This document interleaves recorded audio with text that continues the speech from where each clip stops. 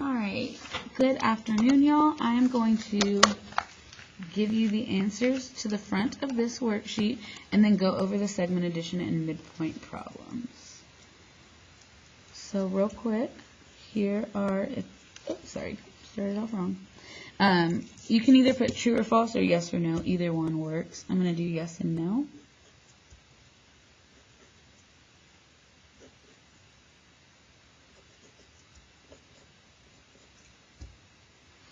Okay, some things to remember that you can never tell if anything's congruent or perpendicular unless it has any kind of notation on here. Oops. And right here, opposite sides, here's LM, R is right here, Q is right there. They are on opposite sides of the line, so you can assume that because of the placement. Also, you can assume something is a triangle, but you would not be able to assume if it was a certain type, like equilateral or isosceles. And last but not least, L, M, and N make a line. So because they make a line, they actually make infinite. They make, infinitely many planes, not just a unique plane. A unique plane means one. All right, over here are your answers.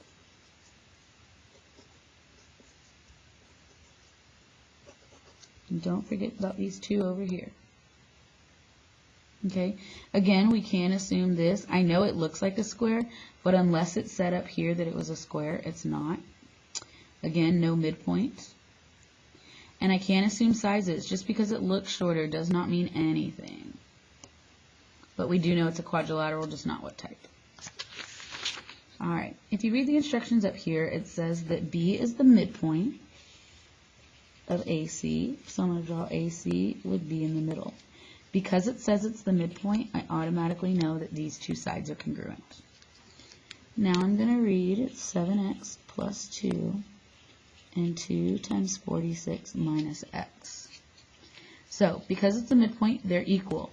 I can put an equal sign in between them. That would be the equation your teacher is expecting to see. And then we would just solve it.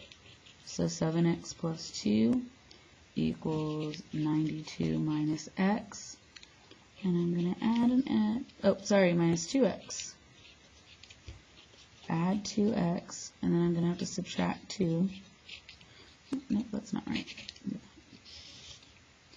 So then I get 9x equals 90 when I divide x equals 10.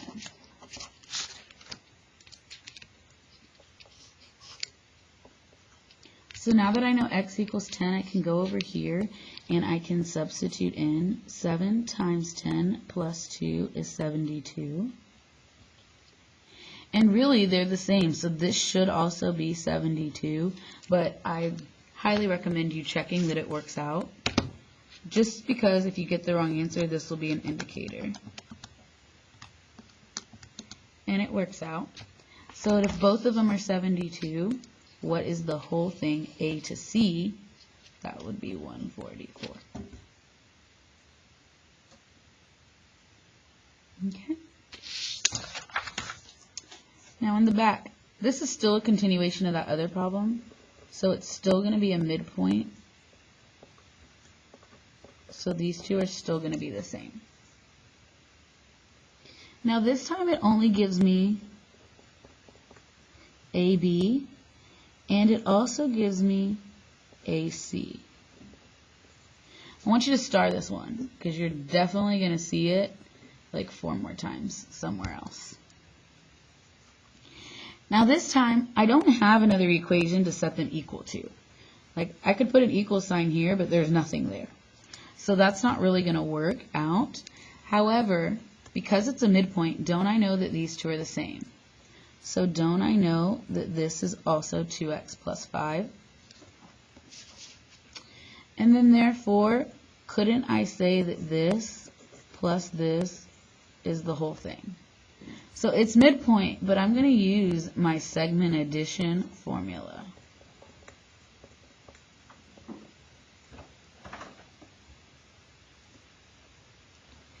So then I just need to combine like terms and simplify and get x by itself. So 10 equals x.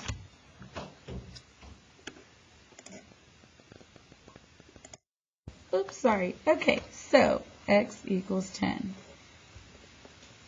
Alright, now, so for BC, I'm just going to plug in 10. 2 times 10 plus 5, that would be 25.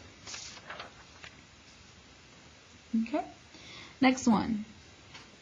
It's still a midpoint problem, so it's A, B is the midpoint of C. Okay, AB is x plus 8 over 3. BC is x minus 1 over 2. So again, it gave me the left and the right. I know it's a midpoint problem, so I know they're equal. So that's going to be my equation. You can do a number of things. I'm actually going to cross multiply.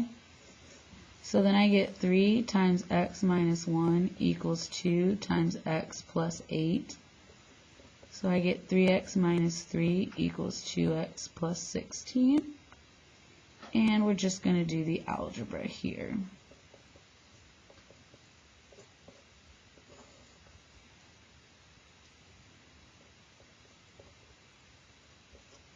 So 1x is going to give us 19.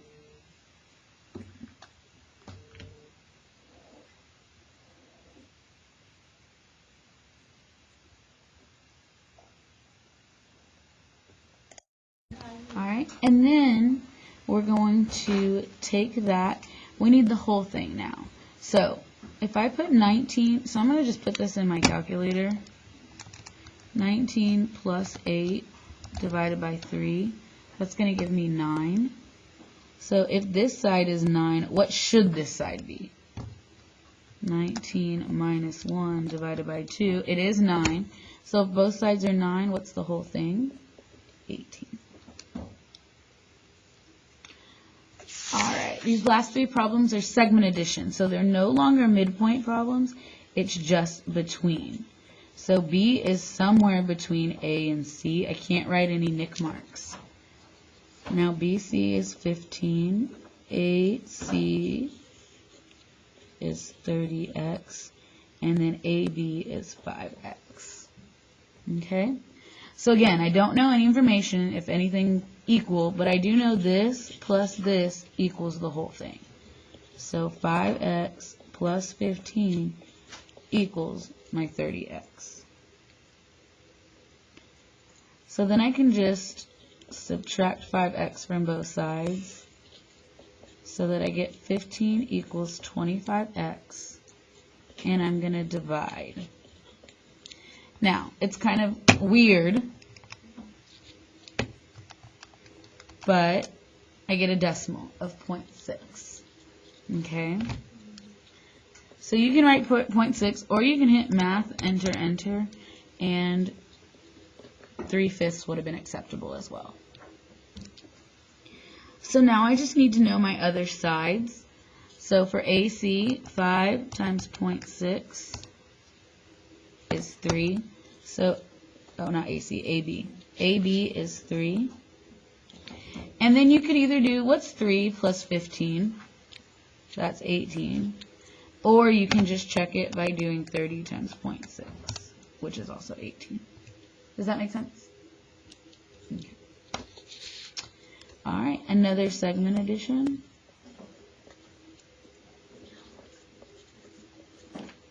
I have 1/2 x, 1/4 x, and then the whole thing is 15. So again, I don't know if anything's equal, so I just know this plus this equals the whole thing. Well, 1/2 plus 1/4 is 3/4 x equals 15. You could solve this a couple different ways. I can do opposite reciprocal. Did y'all learn that in middle school? Where you would multiply it by 4/3? Did y'all do that? Okay. You could do opposite reciprocal, or you could even divide by 0.75. Either way works. And no matter what, you should get 20 as your x. And so it's asking for AB, so what's half of 20?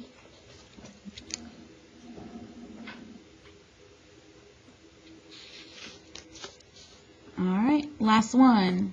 So this one's a fun one. I know this one's 2x squared. The whole thing is 3x squared minus 10, and then 9x. So again, it's not midpoint, so all I know is this plus this equals the whole. So 2x squared plus 9x equals 3x squared minus 10. Now, anytime you have squared, your goal is going to be to equal 0. I could move all of this over here to equal 0, but then I would get a negative number. So I'm going to move these this way. So I'm going to minus 2x squared on both sides, and then I'm going to minus 9x. So now I have an equal 0, and that's going to give me 1x squared. I put the 9x in between, and the 10. Now we can factor. So anytime there's a 1 out front, it's always going to be x times x, because that's the only way to get x squared. Your goal is to figure out, remember this is A, B, and C. What values of C add up to B? So negative 1 times 10 and negative 10 times 1, negative 2 times 5, and negative 5 times 2. All of those are ways that I can get negative 10. But which one of them adds up to negative 9? Negative 10 and positive 1. Now remember, we're not done. We have to solve for x. So then I'm going to get x minus 10 equals 0 and x plus 1 equals 0.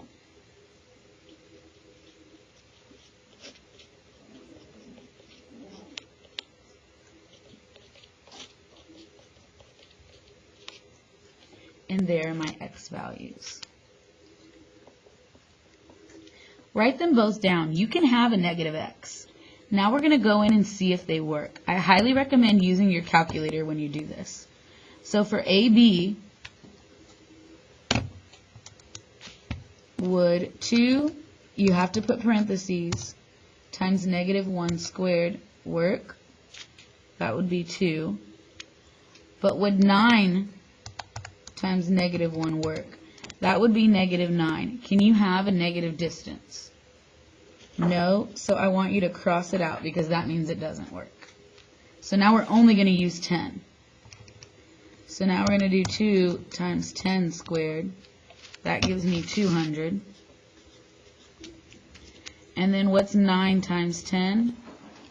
BC is going to be 90. So if this is 200 and this is 90, what's the whole thing? It should be 290, but let's check it with that equation up there. 3 parentheses 10 squared minus 10, and it works.